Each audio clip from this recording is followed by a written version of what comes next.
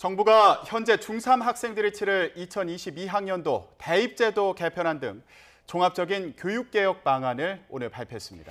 교육부의 수장인 김상곤 부총리 겸 교육부 장관 모시고 관련 내용 자세히 살펴보겠습니다. 안녕하십니까? 예, 안녕하십니까? 네, 오늘 발표가 있었는데 아무래도 관심이 좀 가장 높은 부분은 대입제도가 어떻게 변하는 거냐 이 부분일 텐데 좀 가장 큰 변화 뭐라고 설명할 수 있을까요? 예, 그걸 설명드리기 위해서 자료를 준비해 왔습니다. 예, 우선 무엇보다 세 가지로 지적할 수 있겠는데요. 첫째는 이제 제도전의 기회를 확대하는 것입니다. 두 번째는 이제 보다 공정해지는 것입니다. 세 번째는 이제 보다 단순해져 있습니다. 그리고 이것을 보완해서 바로 학생의 부담은 줄어들고 선택권은 확대되는 방향으로 전환되고 있습니다. 첫째로는 이제 수능 전형 비율을 30% 이상으로 하고, 그리고 이제 수능 과목을 그동안과는 달리 공통 과목과 선택 과목으로 구분해서 학생들의 선택권을 높였습니다. 그리고 EBS 연계율은 그동안 70%였는데 그걸 50%로 낮추면서 간접 연계로 돌렸습니다. 마지막으로는 이제 학생부 종합전형을 보다 투명하고 공정하게 만들어서 우리 학부모들의 불안과 불신을 해소하려고 노력했습니다. 네, 오늘 발표된 내용들을 쭉 정리를 해주셨는데 저희가 하나하나 짚어보도록 하겠습니다. 자, 먼저 수능 위주, 그러니까 정시 모집 비율을 30% 이상으로 제시를 했는데 이 기준이 어떻게 마련이 된 건가요? 우리 국민들께서 이제 다 아시다시피 지난해 8월 말에 1년을 유예하고서 교육부에서 이제 대학정책 포럼을 운영하면서 나온 결론을 국가교육회의에 의뢰했습니다. 그래서 국가교육회의에서 공론화위원회를 만들어서 전국적으로 이제 공론화위원들을, 즉 시민 참여단을 뽑아서 수기 공론화 과정을 거쳐서 국가교육회의 전체 결정을 거쳐서 저희한테 넘겼습니다. 거기에는 수능 전형 비율을 확대 권고하는 것으로 되어 있습니다. 그것을 받아가지고 저희가 그렇다면 확대를 비율을 제시하지 않을 것인지 또는 비율을 제시할 것인지 하는 것을 내부에서 논의해서 최소한도 비율을 제시하는 게 적절하겠다라고 생각을 해서 30%로 이제 정했습니다. 근데 사실 공론화위원회 조사 결과에서는 이 수능 비중을 45% 이상으로 높여야 된다. 이게 물론 오차 범위 안에는 있었습니다만 1위였거든요. 이거보단 수치가 낮다 이런 의견도 있고, 그리고 사실 이번 권고안을 따라야지 이제 재정 지원을 받을 수 있도록 그렇게 유도를 해 나가실 계획인데 이게 이미 수능 비중을 30% 정도 비슷하게 하고 있는 대학들이 많아서 실효성이 있을 것이냐 이런 지적도 있는 게 사실이거든요. 어떻게 보십니까? 그러나 이제 실제로 2020학년도 입시도 이미 예고가 돼 있거든요. 거기에서 이제 수능의 전국 대학의 비중은 19.9%입니다. 그래서 지금 30%로 한다는 것이 그렇게 이제 쉬운 문제는 아닙니다. 그리고 이제 아까 말씀하신 대로 공론화위원회에서 의제 1회 내용은 수능 45%지만은 그러나 이제 공론화 결과로 나온 이제 거기 그 의견조사 결과에서는 30% 이상이 68.5%가 나와 있습니다.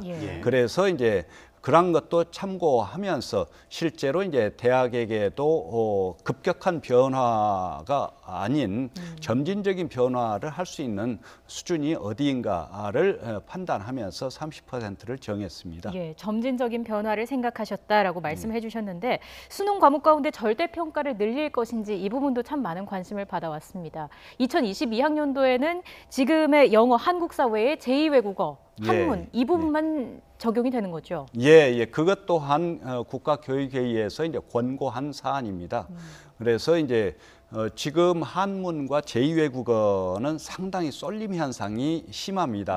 그 이제 제2외국어 과목이 한 8개 정도 되고 한문까지 9개 과목인데 그 중에 한두 과목의 쏠림 현상이 심해서 누구나 이것은 좀 절대평가로 해야 된다라고 이제 그렇게 대체로 공통된 의견이 되어 있습니다. 그런데 이번에도 그 공론화위원회 조사 결과를 바탕으로 좀 질문을 드려야겠는데 예. 그 당시에 2위를 차지했던 게 수능 절대 평가였습니다. 예. 물론 지금 과목을 늘리는 그 계획을 발표는 하셨지만 예. 이게 부족하다 이런 여론도 있을 것 같거든요. 예. 공론화위원회 의견 수렴을 거쳐서 이제 국가교육회의 본회의에서 논의해서 저희한테 넘겨온 자료에는 이 절대평가와 관련해서 부족한 부분 또 그것을 하려면 이제 보완해야 될 부분 이런 것도 앞으로 이제 검토해 나가겠다라는 이제 그런 내용도 있습니다. 이 절대평가 방향으로 나가는 게 사실은 고등학교 교육을 정상화하는 방안이기는 하지만은 그러나 이제 그것을 실시하는 데는 또 대학의 이제 선발에 있어서 변별력 문제라든가 이런 것들도 이제 보완해 나가야 될 부분이기 때문에 네. 절대평가와 관련해서는 단기간에 그것을 전체로 확산하는 것은 쉽지 않은 문제입니다. 예. 자, 수능 출제 범위도 관심이었는데 수학에서는 기하, 탐구 영역에서는 과학2를 제외하려다가 결국에 포함이 됐습니다. 이건 네. 어떤 배경이 있었던 건가요? 지금 이제 오늘 발표한 것은 2022학년도 입시 제도 아닙니까?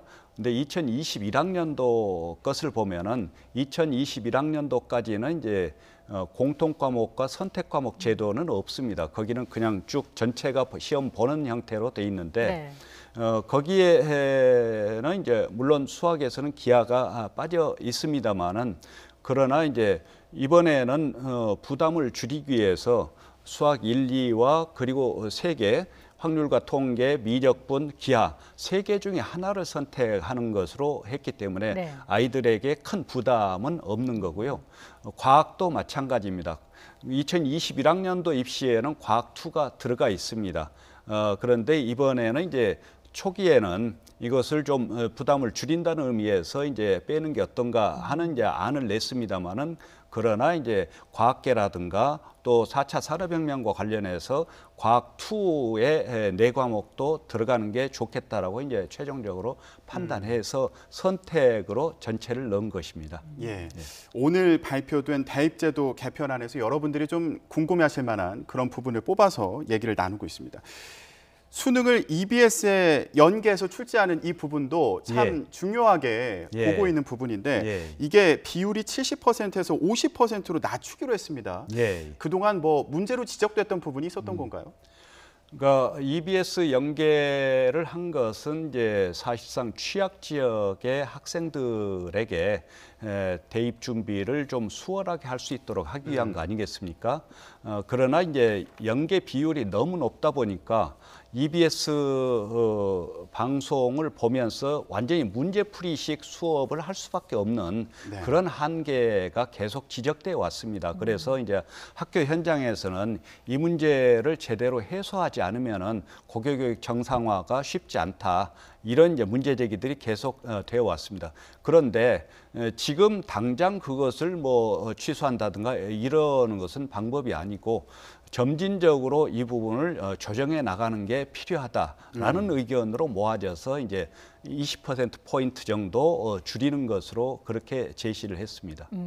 앞서 장관님께서도 말씀을 해주셨는데 대입 개편을 1년 유예하고 공론화 과정까지 거쳤습니다. 그런데 이번에 발표된 내용을 보고 제자리 걸음이다 이런 지적도 나오고 있습니다. 이건 어떻게 보시는지요? 저희는 이제 대학 입시 문제는 국민들의 가장 큰 관심사 중에 하나입니다. 따라서 이러한 관심사는 국민들이 어떤 생각을 갖고 있는가, 특히 대부분의 이제 학부모들이나 학생들이 어떤 생각을 가지고 있는가, 이것을 가장 중요하게 생각해야 된다고 보고 있습니다. 그래서 어떻게 보면 이번에 처음으로 국민 모두의 의견을 수렴해서 만들어진 대학 입시 개편안이라고 보고 있고요. 여기에는 바로 우리 국민들이 지금 대학 입시에 대해서 이렇게 생각을 하고 있구나 하는 이제 소중한 의미가 담겨 있다고 봅니다. 예. 그런데 사실 문재인 대통령이 대선에서 공약하기를 수능을 절대평가로 하고 최소한의 자격시험이 되도록 하겠다 이렇게 공약을 했습니다. 그래서 이번에 이 대입 개편안이 나왔을 때 이거 공약과 방향이 다른 거 아니냐 이런 목소리가 또 실제로 나오고 있거든요. 이건 어떻게 보십니까? 예, 수능의 절대평가는 앞으로 지향해 나갈 방향입니다. 그리고 아까 이제 말씀드린 공론화위원회에서도 그 사안에 대해서 이제 조사를 했을 때 중장기적으로 절대평가로 가야 된다라는 게 가장 높게 나왔습니다. 그래서 이제 그런 방향을 전제하고 현실의 조건에서 어떻게 나아갈 거냐 하는 것을 기반으로 이제 만들어졌는데요. 한 가지 더 말씀드리자면은 이제 물론 대선 때 민주당 공약으로 이제 그 수능의 절대평가가 들어 있었습니다만은 당선되고 새로운 정부가 들어서서 아시다시피 이제 국정기획자문위원회에서 국정과제를 만들었지 않습니까? 네. 그때는 이러한 부분들을 조정해서 바로 고교 학점제에 부합하는 입시 체제를 만들기로 그렇게 이제 그 정도 수준에서 규정이 돼 있습니다. 자, 이번에는 그러면 공정성 문제가 제기됐었던 학교 생활기록부 얘기를 잠시 나눠보도록 하겠습니다. 뭐 수상 경력 같은 경우에는 몰아주기 문제가 지적이 되기도 했었는데 개선점이 있어야 하지 않을까라는 생각이 들었거든요. 어떻게 보셨는지요? 수상 경력은 지금 말씀하신 대로 수험생에 따라서 엄청난 격차가 있습니다. 그래서 거기에서 나오는 이제 부작용 그리고 이제 그게 또 사교육하고도 연계될 가능성 이런 걸 생각해서 이번에는 이제 상당히 제한하는 것으로 즉 한 학기에 하나 정도 총 3년이면 6학기니까 총 6개 정도로 이제 제한을 하기로 했습니다. 네. 예. 그 수상 경력 같은 경우는 이제 제한을 두고 좀 축소하는 방향으로 이번에 발표를 하셨는데 사실 그동안 이 학생부 같은 경우에는 학교마다 그리고 교사에 따라서 기재해주는 내용이 다르고 또 근데 교사는 교사대로 업무 부담이 너무 심하다 이런 불만도 있었습니다. 이런 여론에 대해서는 어떻게 보고 계신가요? 이제 바로 학생부에 대해서 불신이 있는 게 바로 지금 지적하신 대로 이제 학교마다 교사들마다 이제 기재하는 방식이나 내용이 좀 다르고 그리고 교사들이 워낙 부담이 있다 보니까 때로 소홀히 하는 경향도 있고 이래서 이번에는 그거 불신을 해소하기 위해서는 이제 신뢰도를 높여 나가야 되는데 그래서 이제 학생부 기재를 하는 데 있어서 그동안에는 교사가 한 4,000자에 걸쳐서 이제 기재를 하게 돼 있었는데 그것을 2,200자로 이제 대폭 줄이고 거기에서 이제 또 봉사 부분은 거기에는 기재 안 해도 되도록 했던 면이 있고요. 그리고 이제 또 교사들이라고 해서 다 기재 능력을 다 가지고 있는 게 아니지 않습니까? 그래서 교사들이 기재 능력을 골고루 가질 수 있도록 연수를 체계적으로 더 보완한다든지 또 기재 우수 사례를 공유한다든지 또 기재와 관련해서 이제 공정성을 높이기 위한 여러 가지 제도들을 도입한다든지 이런 부분들을 대폭 보완을 했습니다. 지금 신뢰도를 높여야 된다 이런 부분을 강조해서 말씀해 주셨는데 실제로 학생부 종합전형 같은 경우에는 뭐 깜깜이 전형이다 아니면 금수저들에게 유리한 전형이다 이런 뭐 비판의 목소리도 있었던 게 사실입니다. 이런 부분과 관련해서 추가적인 신뢰도를 높일 수 있는 방안에 대해서도 강구를 하셨는지요? 그러니까 이제 조금 전에 말씀드린 대로 이제 기재를 간소화하면서 동시에 이제 신뢰도를 높이기 위해서 바로 이제 교사들의 기재 능력을 함양하고 그리고 이제 거기에서 허위나 부당한 기재가 나타나면은 예전에는 이제 0점 처리만 했다면은 이제는 그것으로 해서 입학 취소까지 갈 수 있도록 한다든지 이런 문제들도 이제 보완을 했습니다. 거기에 이제 특히 연계해서 말씀드리면은 이제 자기소개서도 그동안에는 5,000자까지 쓰도록 돼 있었는데 4개 문항에 그것을 이제 문항을 하나 줄여서 3개 문항에 3,100자로 줄이면서 자기소개서를 어떻게 작성할 건가 학생들이 그걸 모르다 보니까 이제 사교육에 의존하는 경향이 있는데 그 실제로 자기소개서 작성 방식을 시도 교육청마다 이제 작성해서 그것을 공유하고 그리고 이제 그 자기소개서 또한 그것을 베끼거나 또 이제 부당하게 달리 한다든지 이런 경우가 있는데 그것도 또한 바로 입학 취소까지 이룰 수 있도록 엄중 조치하는 것으로 했습니다. 예, 이런 개선 방안이 신뢰도 회복에 도움이 될 수 있기를 저희 기대해 보겠습니다. 자, 그리고 고교 교육을 혁신하는 방안도 제시가 됐습니다. 뭐 계속해서 문제가 제기되었던 문제가 바로 자사고나 외고 문제일 텐데 이 부분은 어떻게 정리가 됐습니까?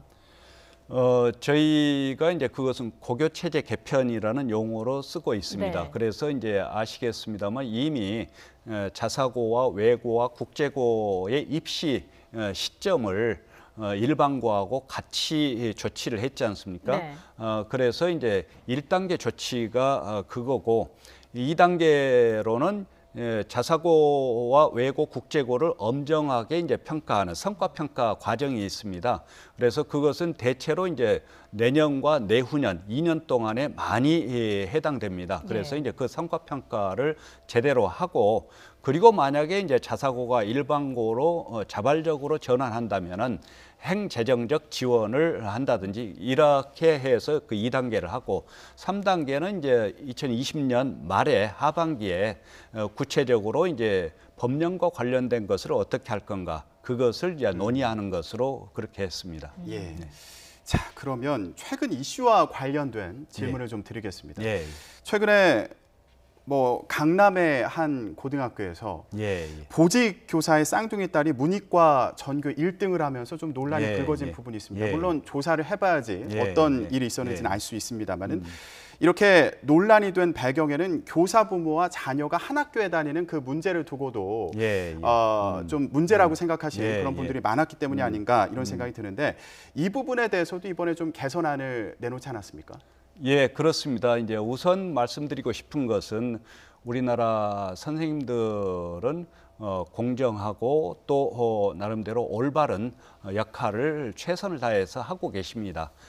그러나 이제 지금 말씀하신 대로 이제 때로 좀 잘못된 경우들이 있어서 이제 학부모님들이 불신하는 경우가 있는데 지금 한 학교의 교사와 자녀가 같이 있는 경우가 저희가 조사를 해보니까 이제 한 560개 고등학교가 됩니다. 그건 이제 한 24%인데요, 고등학교에.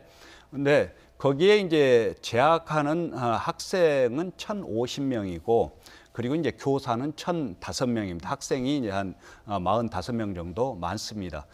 그래서 이것을 급히 이제 저희가 교육부에서 어제 전국적으로 회의를 소집해서 이것에 대해서 이제 방침을 정했습니다.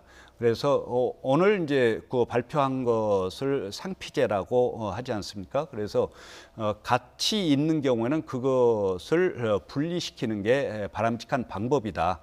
그런데 도시 지역은 사실 학교가 인근에 있기 때문에 바로 교체한다든가 전학시킨다든가 이럴 수가 있는데 사실은 농어촌의 경우는 그렇게 하기가 어렵지 않습니까? 그래서 농산어촌의 경우에는 사실상 평가 과정에서 이제 교사를 배제하는 철저하게 배제하는 방식으로 조치를 하는 것으로 하고 그것을 적어도 이제 내년 초까지 전체적으로 하는 것으로 그렇게 예정하고 있습니다. 예, 알겠습니다. 오늘 발표된 교육개혁 방안에 대한 여론도 앞으로 잘 지켜봐야겠습니다. 김상곤 부총리 겸 교육부 장관 모시고 얘기 나눠봤습니다. 오늘 말씀 고맙습니다. 예, 감사합니다.